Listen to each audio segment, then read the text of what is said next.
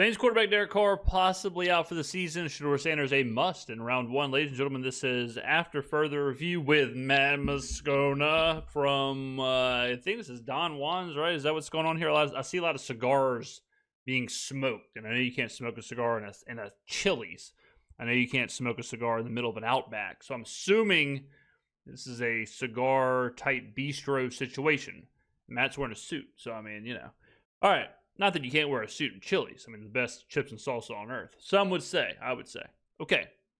This is his live reaction. So I did my live reaction whenever the news broke. So remember that, because it's obviously with this kind of news, with how big this is, how important this is, with it happening live, there's going to be a lot of unknowns. All right. So I'm filming this on a Saturday. So just keep that in mind. We do have some pretty significant breaking news, and this is not a joke. This just minutes ago from Ian Rappaport on Twitter, and I'll read you the tweet directly, and then we have to discuss this, because this is a very serious situation as it pertains to the Saints, both immediate, short-term, and long-term. From Ian Rappaport just about a dozen minutes ago, the Saints suddenly have major QB question. Starter Derek Carr is now dealing with a shoulder injury that threatens his availability for this season, sources say. Carr is weighing his options, including the possibility of surgery. Rappaport also noted Carr's 2024 season ended prematurely with a fractured non-throwing hand. Now a shoulder injury has put his availability for 2025 in doubt. Okay. I mean, you got to kind of frame this. Like, there is news, and there are breaking stories, and there's rumor, and there's trades, and there's whatever. It being 12 days from the NFL draft, this is as big of a story, this is as crazy of a story as a team can possibly find out. Like, I'll give the Saints this. They ain't boring. I mean, this is nuts. Absolutely nuts. Like, when you really just frame it. Like, if you take away, like, the fan bias or take away, like, all that, and you just look at it for what it is, the story that it is, you could not have had a crazier story on a Friday evening 12 days before the NFL draft. A couple of things. My immediate reaction to this. And I know what some of you are thinking. Matt's probably celebrating. I've always said this. I never want to see a player get injured. I'm not celebrating Derek Carr's injury. Come on, I'm not a heathen, all right? And what I've always consistently said about Derek Carr is that he appears to be all the things you want people to be in life. Sure. A good man, husband, father, all that is paramount compared to whether or not you can lead a football team to wins. Okay, so because I know I'm going to get that from people. So let's just start there, just to say that, so I can move on without having to address that any further. I mean, that really kind of shows like how crazy this story is. Is that because Matt has been a big time anti Derek Carr, anti like this whole process, which fine, but the story is so big, you have to kind of like frame it like, all right, look, we gotta shoot straight here. Like that's how nuts this is. You can't even do a rant alert in these kind of situations because it's so insane. And at a certain level, you do feel bad for Derek Carr, and you do feel bad for just everyone. Like, you feel bad for Carr, you feel bad for the veterans on the Saints team, you feel bad for, like, it just kind of like with Atlanta and Kirk Cousins. Like, at a certain point, like, at a human level, you do feel bad that it happened. Like, you do feel bad that it was as bad as it was, and there's injuries, and like, the whole thing was just ugly and gross and toxic and just didn't take. And the Carr thing with the Saints, it just didn't take. It didn't take from day one. Like, the pass to Shaheed to beat the Titans was probably about it. And then it just went downhill from there, and there was injuries, and there was heartbreak, and there was disappointment, and there was just, the Dennis Allen stuff, the Pete Carmichael stuff, the injury against the Giants, just the whole thing. Nothing could ever be consistent. No, there was never, it never got off the ground. And on a human level, yeah, you got to feel bad for Carr, and you got to feel bad for the Saints players, but that only goes so far. I've also been very clear that Derek Carr gives you your best chance to win games in 2025. I've said every time I've ever talked about Derek Carr, he is a starting caliber quarterback in the NFL. He is. He is a. Yeah. There are top tier starters. There are mid level starters. There are low level starters. There are backups. There are practice squad guys. Derek Carr is a starter. It has always been my contention, however, that he is a bottom mid tier, upper low tier starting quarterback in the NFL. We've every single time we've done a quarterback ranking, he's somewhere in between 14 and 21 is where we generally put him. Low 20s. He's a 25-ish starting quarterback in the NFL. You're never winning anything great with him. 25 is low. But he's the best option you have in 2025. I mean, now you may not have him in 2025. This does, we don't know how long the Saints have known this. This certainly explains why the Saints have been so diligent in their pre-draft process with every quarterback, from Shedeur Sanders to Jackson Dart to Quinn Ewers to Kyle McCord, Tyler Shuck. I mean, they've done their Jalen Milroe. They've done their due diligence on all of them, and this certainly magnifies the need, not want, desire, curiosity, need for a quarterback, because you can't go into training camp with just Spencer Rattler and Jake Haener like that. Yeah, I mean the Saints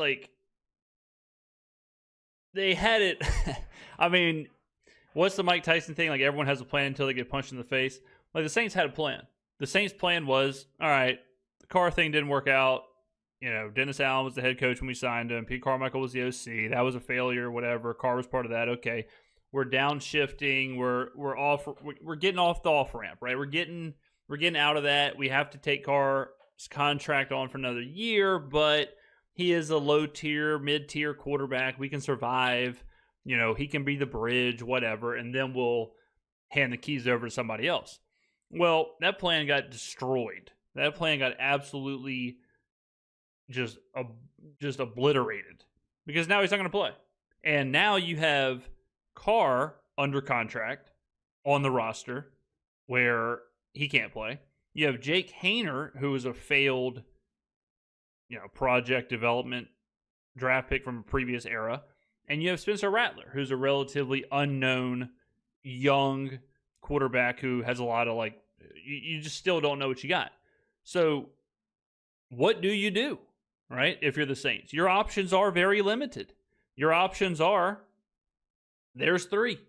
Your options are start Spencer Rattler. Your options are sign a veteran, start him. Or your options are draft a quarterback and start him. And when you look at the vets, it's Aaron Rodgers, it's Teddy Bridgewater, it's Ryan Tannehill, it's Carson Wentz. And all those guys come with question marks. Teddy Bridgewater has not thrown a pass since 2022. 2022. And now you're saying it's one thing to sign him. It's one thing to have him in the room. But then it's like, well, damn, if you're signing him to play, can you do that? Can you sign a guy to play 17 games when he hasn't thrown a pass? Me and him have thrown the same amount of passes in the last couple of seasons. Can you do that? Probably not. All right, same thing with Ryan Tannehill. I was like, man, I mean, it's one thing to say, hey, man, just come be the vet. It's another thing to say, hey, man, give me 17 games in a brand new offense with a 36-year-old head coach. It can't be all that you have. So do you draft a quarterback? Do you add a quarterback in veteran free agency? Now, my single biggest question here, this news certainly explains why the Saints have been so diligent in the pre-draft process. I disagree with that part, but it's not like a huge disagreement. I disagree with that part because I think the Saints were diligent in the draft process because they knew they're on a one-year clock. They know regardless, Carr's gone after the season. So they're thinking, we have to have someone anyways. We might as well be diligent and take a look. That is expedited now that Carr's not there at all. Right? So that's what I was saying. They had a plan. Their plan was super obvious. We covered this during the restructure. When they restructured his deal, that was very obvious that they restructured it to be a 1-year deal, to deal with his bonus, cut it up over the next couple of years, and offload him June 1st cut or whatever next year. It was very obvious. Same thing as Russell Wilson. Same thing that happened to Derek and with the Raiders. But that's not the plan anymore. It does not, however, explain why the Saints restructured Derek Carr's contract. Because yes, it does. So if they don't restructure it, they would not have been cap compliant, and they would have had the $30 million play out how it was going to play out. And again, they wouldn't have been cap compliant. So they knew we have to restructure this deal. Remember, Derek wasn't involved in the restructure. This was already in the contract. So this was not an extension. This was not sit down with Derek and figure out what he wants and they want and work together. This was the Saints already had this baked into the contract. They were working isolated from Derek on how to restructure this deal. They decided to take that bonus, convert whatever it was, $10 million into the roster bonus, take the rest of it and break it up into whatever the verbiage was, and pretty much split it up over the following 2 seasons. All right, so now we still don't know this answer. We still don't know if they did that because they knew what was about to happen. They knew about the injury. I have no idea, and we won't know that for a while because this could have happened afterwards. We don't know yet. We don't know when the injury happened. Could have happened after the restructure. Could have happened before the restructure. Did it happen in the Giants game? Did it happen when he was... I mean, all that's hypothetical. We have absolutely no idea. But if you think they knew, which some people... I think Diana Rossini said they knew. If you think they knew, then it makes sense that they're like, look, this bonus, we're taking it to the face one way or the other. But we can't take it to the face right now because we got to be cap compliant. So that's why I think the restructure happened the way it did. In so doing, not only did Derek Carr's contract now hamstring the team this year, but also kicked money into next year where his dead cap number is $59 million now.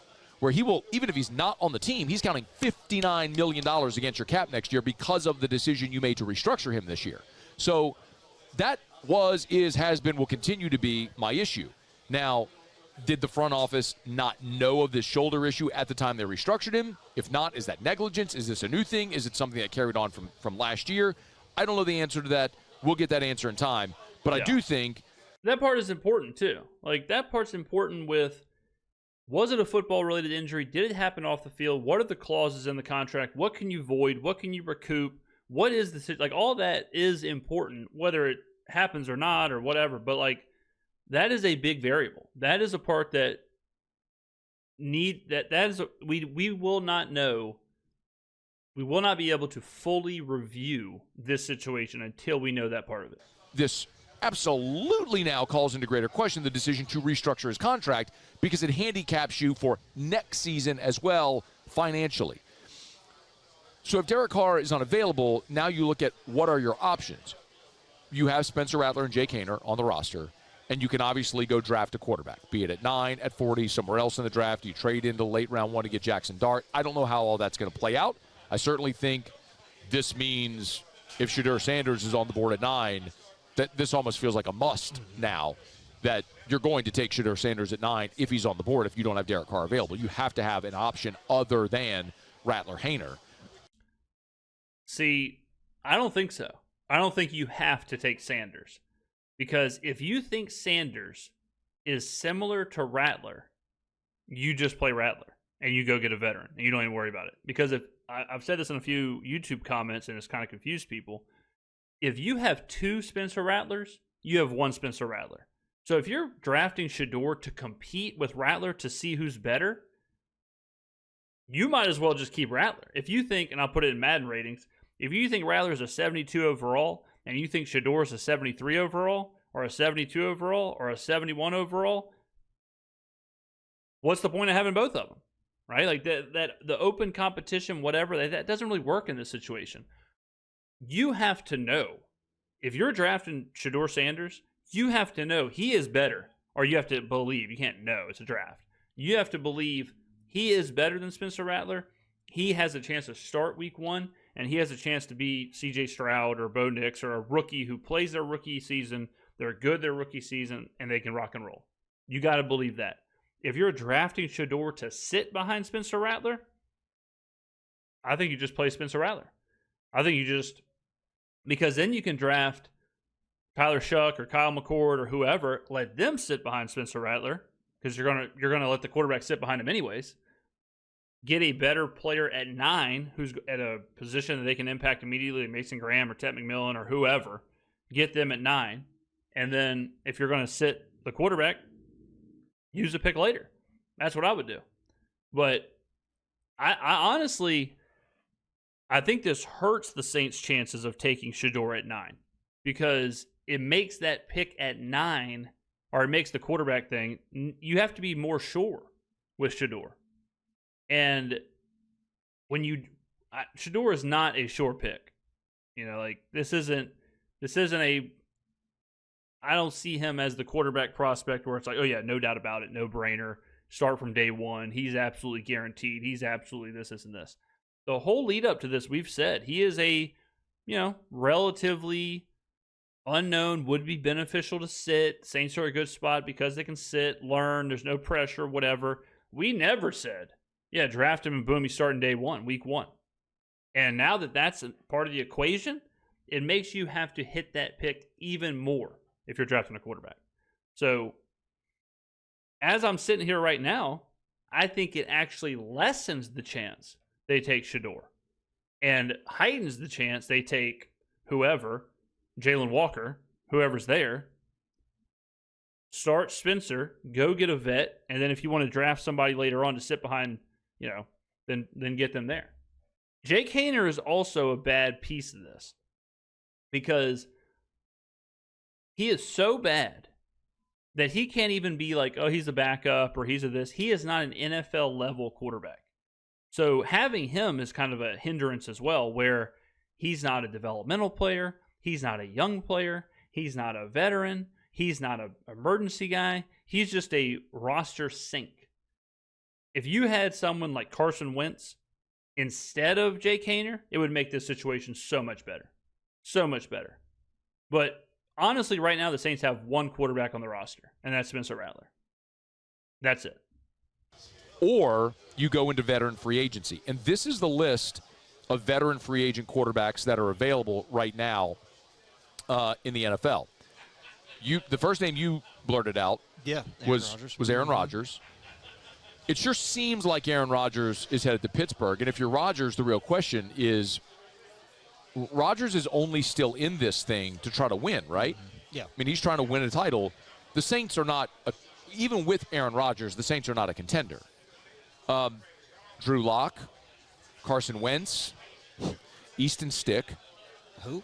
Right. Teddy Bridgewater's interesting. I mean, Teddy Bridgewater was a great part of the 2018 team that won the, it was the one seed, the team that got Nola no-called. But Teddy Bridgewater's 32 years old and could certainly come in and be a veteran starter for you. I don't know about that part. Like, you're getting a veteran to do one of two things. You're either getting a veteran to come in and start and play, which you don't know if Teddy can do. I mean, like I said, he hadn't played, going on 3 years. Or you get a veteran to be a locker room leader, which Teddy could absolutely do. But I think if you're looking at, okay, we need someone to play, I think that would lead you more towards Carson Wentz, more towards Ryan Tannehill, or even Drew Lock, I guess. Like, even more towards a player like that. Of like, okay, he can come in, play, whatever. Results vary. But Teddy would I'd be a little nervous about that one. While you get the young guys some experience. C.J. Beathard, Tyler Huntley, Brent Rippon, Jeff Driscoll, Desmond Ridder. Those are the unrestricted free agent quarterbacks right now. Like, there's no great option. No. And so I'd ask you, would you rather one of those guys or draft a quarterback and start your transition? And for me, I think it's a very easy decision. None of those guys, what I would actually do is I would like to see them sign one of these veteran free agents and draft someone preferably at 9 if it's Shedeur Sanders. If not, if you trade back into round 1 and maybe take Jackson Dart. That would be my preference because, and I'll ask you to speak to this maybe from a pro athlete's perspective, the ability to sit and watch. I love the idea of drafting a quarterback and giving them the opportunity to sit and always better to sit 100% learn so as not to be thrust into it immediately. We've seen this several times. Patrick Mahomes sat for a year in 2017 before becoming the starter in 2018. Jordan Love sat behind Aaron Rodgers before taking over. Aaron Rodgers sat behind Brett Favre before taking over. I could even point out a guy like Sam Darnold, who was thrown right into the fire in New York. It didn't go great. Right. He had a couple of vagabond years, Carolina, San Francisco, where he got to sort of just sit, watch, learn, process, grow, develop. Last year, went to a good team in Minnesota where J.J. McCarthy gets injured. Now Darnold has to start and then win 14 games. Mm-hmm. So I think there's benefit to bringing in someone behind a veteran. And that's one of the reasons I kind of like the idea of drafting someone this year so they could sit for a year behind Carr and then take over next year. Yeah, that was the plan, no doubt. But, I mean, this is the report from Ian Rappaport that Derek Carr has a shoulder injury. It is quite possible that he will have surgery, which will end his 2025 season. And if so, that would end his time in New Orleans because he's not going to be on the roster in 2026. What are your thoughts? I think the sitting thing is a case-by-case basis. I mean, you can point to guys that it's benefited for sure, but from a player standpoint, like, you're ready to go. You're a first-round draft pick quarterback. Peyton's going to have no problem going out there throwing a ton of picks because he knows once he gets this offense down, it's going to be over for everybody else. So from a developmental standpoint, a case-by-case basis, some guys can benefit from that. But I would say most competitors, most players are like, no. Give me the playbook, give me the rock. I think they want to. That's not the question, but I think if you look at the vast majority of cases, I would say the percentage is much higher of success for the quarterbacks who do get to sit, even if it's just for a few weeks. Even if it's just to figure things out, figure out where you got to park, figure out where you got to walk into the stadium, what time you need to get there, what the process of a game day looks like, have a couple more weeks to playbook, watch a little bit more tape, all that. There's no way. Here's the way I guess you could put it. There is no negative to sitting. It is a risk-free, zero negative situation. There is risk and there is negative when it comes to playing too early. Rock, let me run this show. But one question I would ask, I mean, you alluded to it. Real quick, before you go to your question, I'm coming back to your question. Yep. I'm sorry, but I want to follow up on your point. But is that a situation where sometimes the adult in the room needs to save the young person from himself to say, no, I know you want to go, and as a competitor, I love that, but this is what's going to be better for you long term? Because we have seen situations where young quarterbacks play and they get wrecked early by their lack of success. Yeah, again, I mean, I think it's a case-by-case basis. We don't really know how those young quarterbacks are going to handle it mentally if they're not having success. And then, what's the supporting cast look like around them? What does the division look like? How, so it's hard to make that blanket statement saying that it's great for them to sit. I can see advantages for sure. You just stated them. Jade Daniels would be the counter argument. But also, how can you mimic live reps? What better way to develop than developing on the field? I would argue that there's no way that like I said, it's not an exact science. You can succeed either way, but there is no argument to the idea that one has negative variables and risk and one does not. There is no risk related with one option. So if you are making an enormous investment in a player, why would you not take the no risk side of it? It's more advantageous for a guy to sit and watch than it would be for them to go out there and get those reps, whether you win or lose. You would just have to know from a fan base, an ownership standpoint, and coaches we're going to take our lumps here, but these are valuable reps for the next 3, 4, 5 years. But no. This is Ryan Terrio, right? I'm pretty sure that's who this is. So, the answer to him is well, why then do you think there's a benefit to playing in the minor leagues? Because every single baseball prospect plays in the minor leagues. Very few immediately go play in the pros. Some of them spend years in the minors, even when they're dominating the minors. So that would probably be the better question. It's okay, well, So do you think they should just abolish the minors, or do you think there's a benefit to being in the minors versus just getting out there first? No, look, the question I was going to ask you, and you alluded to it and you said it earlier, none of those quarterbacks on the unrestricted free agent list are going to impact the team and make the Saints a winning ball club. Fair? All right, so I made this point on my live stream. The question is not about winning the games. The question is about Kellen Moore is first-year coach. He is installing a brand-new offense. He's got all that happening. It's easier to do that when you have a veteran operating. It's harder to do that with younger players. It's harder to do that if your team is just getting dominated every week. You're not in games.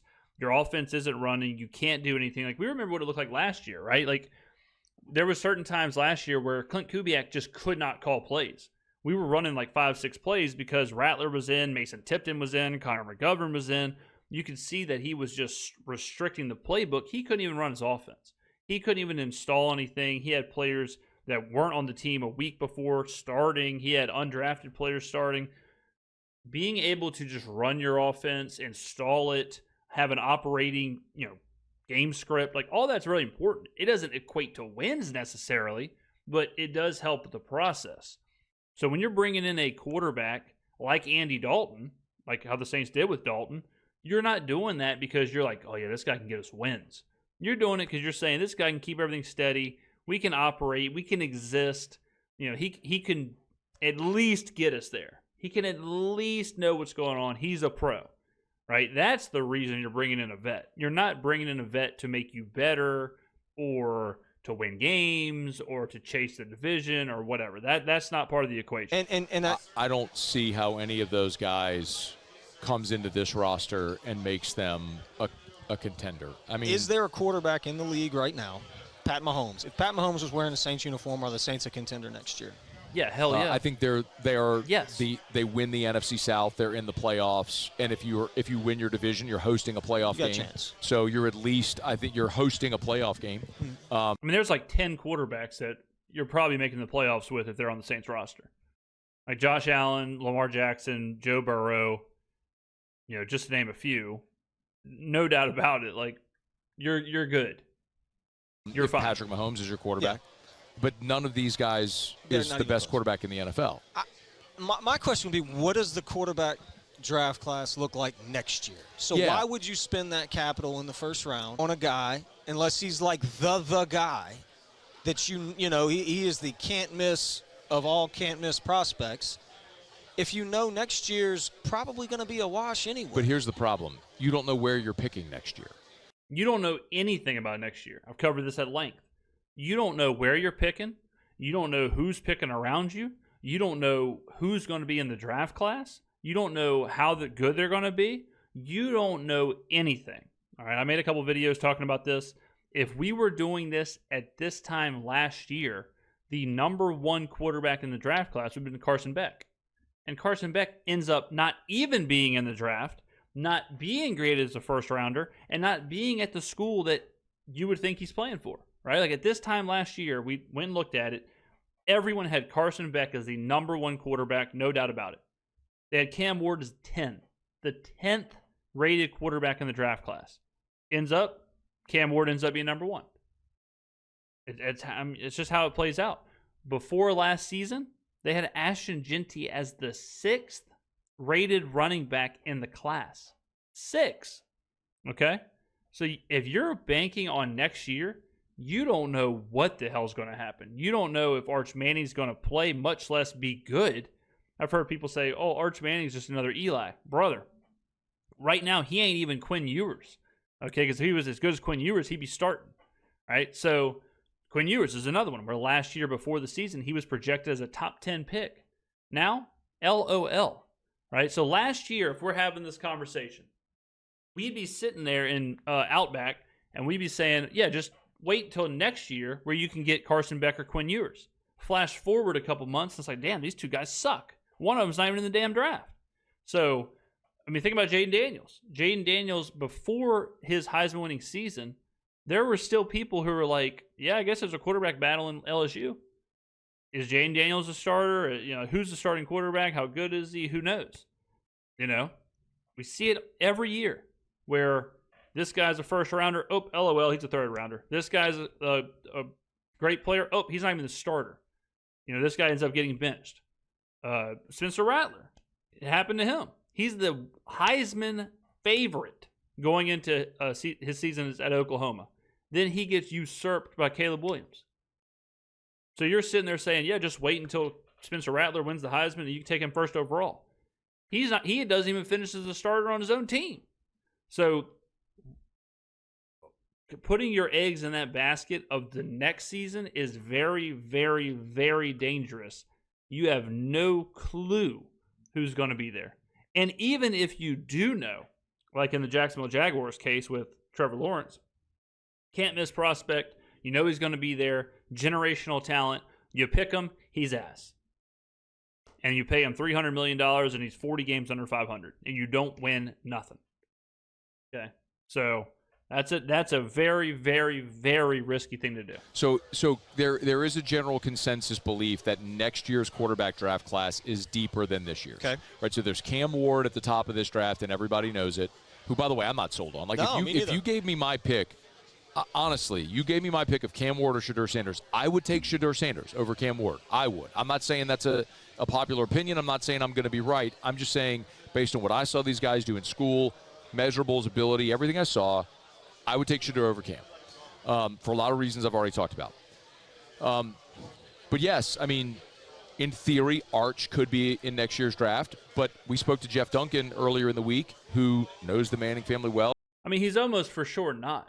Like a Manning, I don't think a Manning's ever come out early of their class. Like Arch has not even had a season of starting.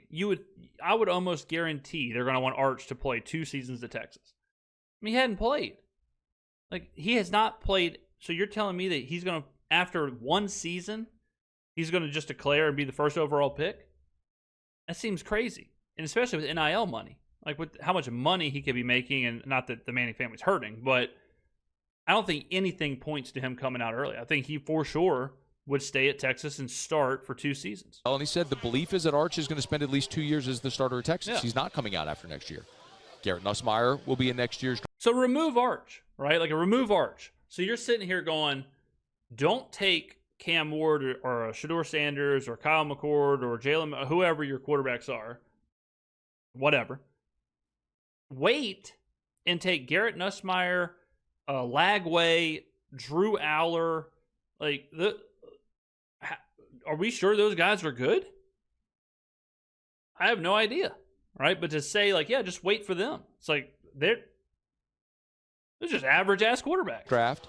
You could see Lenora Sellers in next year's draft out of South Carolina.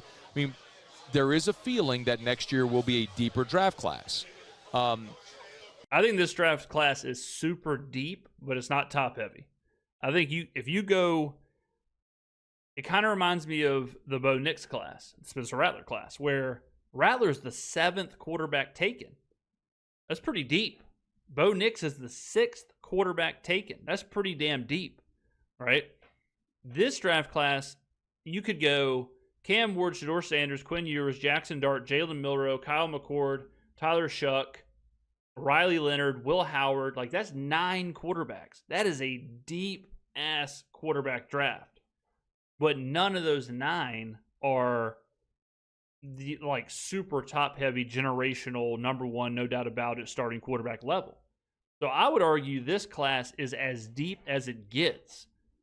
It's just they don't have that generational level quarterback at the top that's making you think okay, can't miss prospect. If someone told me, hey man, they have told me. I've heard people say Tyler Shuck's the best quarterback in this draft. I could see that. I'm not going to sit here and say Cam Ward is way better than Tyler Shuck. It would not surprise me at all if Kyle McCord is the best quarterback in this class. It wouldn't surprise me at all if Will Howard is the best quarterback in this class. They're all kind of in that mix. But you've got 9 to 10 quarterbacks that you could convince me is the best quarterback in this draft. And that is crazy deep. And that's not even mentioning Dylan Gabriel or players like that. But is it but there's always going to be unknowns. I mean, there is no such thing as a sure thing. There are guys who there's a consensus belief. But look, last year, that was Caleb Williams at the top of the draft, and the Bears passed on Jaden Daniels. That looks like a stupid decision now. Now, we'll see how it plays out over the next decade with those two guys. But after a year and both of them starting and both of them going to not great situations, I would actually argue Caleb went to a better offensively, had more talent around him offensively than Jaden Daniels did. I mean, when they drafted Rome Odunze, they were certainly better at running back. DJ Moore's on that roster. I mean, you had Cole Kmet. I mean, that was a better offensive roster. Jaden just elevated everybody. Sure. So I understand. Well, even with information of a year, you still don't know. Like, look at Mac Jones. Mac Jones, after his rookie season, people are like, all right, we're good. We're good. We're good at quarterback. Found the next Tom Brady. He's not even on the team a year later. Right? Like, you just don't know with young players like that. You have no idea. Bryce Young's the inverse, right? Bryce Young, absolutely horrific. The worst rookie season we have seen since Jamarcus Russell. Cast off. Bust. Horrible. Maybe the worst draft pick of all time. Gets benched. Comes back. Plays halfway relatively average. You know? So, okay. He kind of did like the Trevor Penning, where it's like, damn, this guy's actually a net negative being on the field. Then he kind of turns it around to where he's kind of average. So, all right, maybe there's something there. You know, you just don't know with young players. I mean, even as good as Caleb Williams and Jaden Daniels were last year, are we sure they're both better than Drake May? No, we don't know. Maybe Drake May's the best quarterback out of that class. We have absolutely no idea. So, with young quarterbacks, you just got to kind of hold on. I understand your point. Everyone says wait till next year to draft a quarterback when it's a deeper class, but you don't know what quarterbacks are going to be in that draft class, and you don't know where you're going to be picking. Yeah. And so I think sometimes in the draft you have to deal in the present. What is the situation I'm looking at now in this year's draft? And listen, if the Saints have Shedeur Sanders like 40th on their board, then I don't think you take him at 9. Yeah, I agree. You need everything. So get a quarterback at 40. Yeah, this really depends on Kellen Moore. Like, it really depends on where Kellen Moore has these guys ranked and where he has them graded. If Kellen Moore thinks, you know, Kyle McCord might be the best quarterback in this class. You know, Will Howard might be the best guy in this class. Yeah, do not take Shedeur at 9. Wait, take someone else, get a veteran, start Spencer Rattler, get Kyle McCord later on, or get Will Howard later on. Go from there. Get Will Howard at 40. All right. You know, like, we can sit here and talk about all these quarterbacks and who we would take and whatever. The Saints have a board. They have a big board. Question is, what's it look like? Question is, what is the grades? How high do they have these guys graded? Is Jackson Dart their guy? Is Kyle McCord their guy? Is Will Howard their guy? Is Riley Leonard their guy? Is Dylan Gabriel their guy? Is Jalen Milroe their guy? That's what matters. And if there's a question, if you're like, not much is separating Jalen Milroe and Shedeur, then you don't take Shedeur at 9. Because like I've said, the higher you go up, the more risk you have. Because you got to hit that pick at 9. Like Matthias said, you have way too many holes to whiff on that 9th overall pick. Right. Or in round 3. And it may not be the franchise-altering player, or maybe you get Russell Wilson in round 3. Maybe you get Jalen Hurts in round 2. Like, those things maybe do you get happen. Dak Prescott. So it really is up to their board, but I think what's absolutely clear is if Derek Carr isn't going to play this year, you have to add another. Have to add you're not going into the year with Spencer Rattler and Jake Haener. You have to add a starter, either a high level draft pick or a free agent who has been a starter. And of the list we just went through, I don't think Aaron Rodgers is realistic because he's going to want to go somewhere where he can win or he's going to retire. And I think Teddy Bridgewater is probably. Rodgers doesn't solve any problems unless he has taken an enormous pay cut. If you have to sign Rodgers for 40, 50 something $1 million, like, at that point, you're digging yourself into an even bigger hole. There's no reason to go after Rodgers unless he's like, I just want to play, and I'll do 1 year's $10 million, whatever. But if he wants a legit contract and all that, that makes no sense at all. Probably the other guy that I would say, veteran dude, has been with the Saints, loves the city loved him. The whole bike life celebration and Choppa style, it was all Teddy in the locker room. People loved him. Riding his bicycle to the dome. I mean, that would be awesome if you wanted to go veteran, 1 year stopgap, and then bring in a rookie and let them all compete for. I'll give you another example of why this is so complicated. Let's say you're like, well, let's trade a 5th round or a 6th round pick for Tanner McKee or Sam Howell or whoever. Name your player. Well, at that point, you just draft one, right? Like if you're going to trade a 5th or a 6th to get Tanner McKee or Sam Howell, just take blank player in the draft. Use your pick to take whoever, have their rookie contract, have a younger player, and go from there. You know, like, you can't, it is a real complicated puzzle that the Saints are dealing with right now, where there's only it's a very boxed in situation where there's only a few things that really make sense, and you got to navigate this. And man, I mean, like, for Kellen Moore and his staff to be doing this 10 days before the draft I can't imagine the conversations that Mickey, Kellen, and the entire staff are having over the last couple of days for that job with Kellen Moore there. But I mean, the Saints are a mess of an organization. The roster is old. It's expensive. You've got a starting quarterback now that you invested in financially into your cap heavy for 2 years. He's likely not going to play this year, and then if he doesn't play this year, he certainly is going to be back on the roster next year. I mean, there just isn't a lot of good around this organization right now. I mean, it's just as a Saints fan my entire life, I don't know. I mean, I watched there's people older than me who watched the 1-15 team in 1980. I mean, I was born in '82, so I didn't even see those teams. I've seen the successful era of the Saints, but I've seen some bad Saints football as well. This might be as low as it's been. I mean, Katrina was a completely different circumstance because of everything involved, and if there was even going to be a city to come back to, I understand. But I'm just talking about, and that that vagabond year they won 3 games, but this is as low a moment for the franchise aside from Katrina as I can remember where they are. So it just feels. I want to push back on that as well. I don't think this isn't good nor bad. I don't think just on just the fact that Carr is not playing or whatever, because a lot of the fan base would rather him not play, right? Like a lot of the fan base would rather just rip the Band-Aid off. Along with a lot of other people, were saying, you know what? If we can, cut him. If we can, just cut him. Just cut him. Take the hit. If you can do it financially. Turns out we couldn't, whatever. But if we would have released him and been able to, I think people would have celebrated that. And I think people would have looked at that as a good move. So it's not that it's a tried and true, like, low point, rock bottom, negative, or whatever. It's just as volatile as it gets. And it is just rip the Band-Aid off. I mean, I think a lot of people look at this as a positive, and I don't think that's crazy, because I do think this whole Derek Carr thing was lingering. It was kind of a shadow. It was kind of to no fault of his own. It's just how it played out.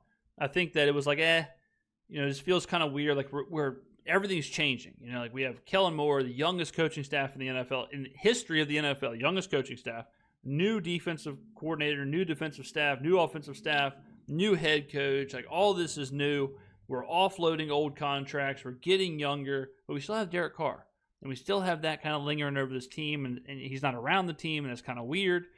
And so now, is it a perfect situation? No. Like, who the hell knows what we're going to do? But I don't think it's rock bottom, and I don't think it's a wholly negative situation. It's scary, sure.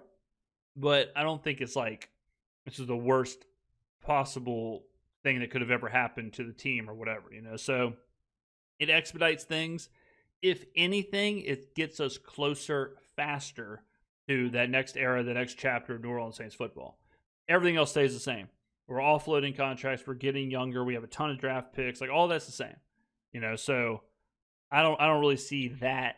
I don't see it being that bad. Feels like success is so far on the horizon, it's almost like a dot in the distance you can't even see. I remember maybe 2 or 3 years ago, the dumpster fire for Nussmeier. I think we need to get that back going again. Brother, you as a joke started dumpster fire for Nussmeier.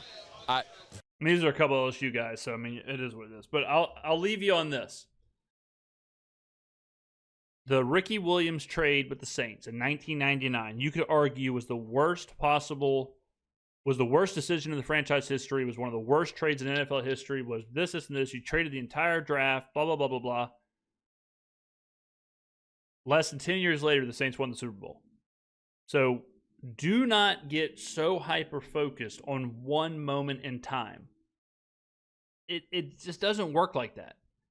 Like 1999, the Ricky Williams things happens. That year they go 3-13. They don't even have their pick that year. They traded it, right? So they don't get their pick, which is the second overall pick in the draft. Think about how bad of a situation that is, right? Then Katrina hits, okay? The whole damn team, the whole city is in turmoil. The team is playing in Oklahoma City. They're all over the place. They go 3-13 in 2005. Yeah, this all happens within 5 years. Ricky Williams, 1999. Katrina happens in 2005. The Saints win the Super Bowl in 2009 season. It happens fast. Like those singular moments, you cannot get too fixated on them. You cannot look at that Ricky Williams trade and say the Saints just dumpstered themselves for a decade. The Saints will never be good for the next 20, 30 years. They traded the whole draft class. They traded Ricky Williams. They fired Mike Ditka. We're 3-13. We don't have our pick. You can't look at the Katrina season and say, we don't even have a stadium. The team's not playing here. We're never going to be good. They're going to sell the team. They're never going to be this, because you never know what's right around the corner. That's the beauty of sports. That's the beauty of sports. They can change like that. The Denver Broncos, we screwed ourselves over with Russell Wilson. We hired Nathaniel Hackett as our head coach. We extended Russell Wilson. We did all this. We were cooked. 2 years later, you got Sean Payton, you got Bo Nix, you're in the playoffs. So I understand it's a tricky situation right now, but it's amazing how fast things can change in sports. And if the Saints could survive Ricky Williams and survive Katrina and within the same decade win the Super Bowl and be the best team in the NFL for 15 years, they can survive Derek Carr hurting his shoulder. All right, ladies and gentlemen, let me know in the comments below what you think. Thank you for watching, and I will see you in the next video.